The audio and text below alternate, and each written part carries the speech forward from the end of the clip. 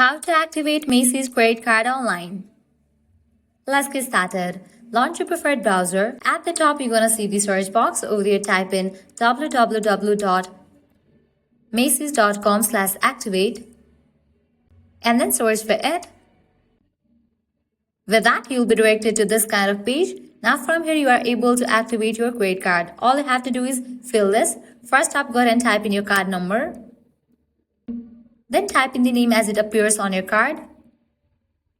Then type in the security code. Then type in 4 digits of the primary card holder's SSN.